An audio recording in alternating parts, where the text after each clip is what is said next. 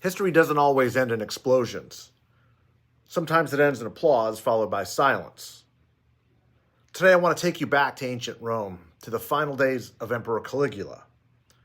Not because this is ancient history, but because it's a warning that we keep ignoring. See, Caligula did not begin his reign as a monster. When he took power in 37 AD, Rome celebrated. He was the charismatic son of a beloved general. And after years of fear under Emperor Tiberius, Romans believed that the nightmare was over.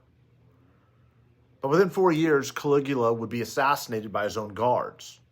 And what happened in between tells us something essential about how power collapses and how societies enable it.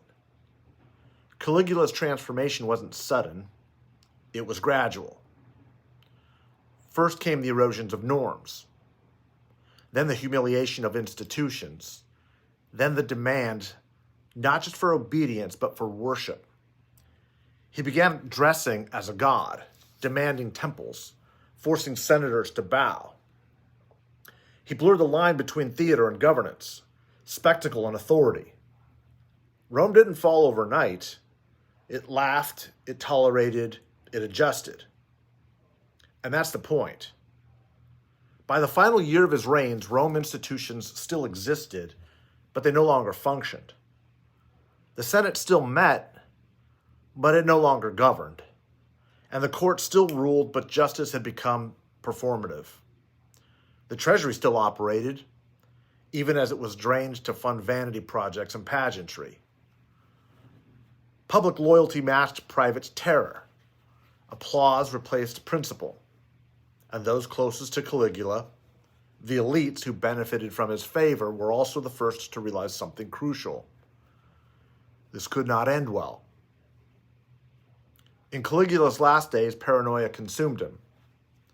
He humiliated allies, threatened generals, mocked the very guards responsible for his protection. See, power without restraint becomes brittle, and brittle power always shatters. On January 24th, 41 AD, members of the Praetorian Guard struck him down in a corridor beneath the imperial palace. The man who demanded worship died alone, surrounded by men who once pretended to adore him. And the lesson of Caligula isn't that tyrants fall, it's that systems fail first. Caligula didn't destroy Rome. Rome hollowed itself out in order to accommodate him. History shows us this pattern again and again. When leaders replace purpose with performance, when loyalty matters more than truth, when institutions exist only to flatter power, collapse becomes inevitable. Every generation believes it's immune. Every era convinces itself that norms will hold and that institutions are strong enough that this time is different. Never is. The real danger isn't the Caligulas of the world, it's the applause that sustains them. Caligula's reign lasted just 4 years, but the damage to Rome's political culture echoed for generations. History doesn't repeat itself, but it leaves receipts.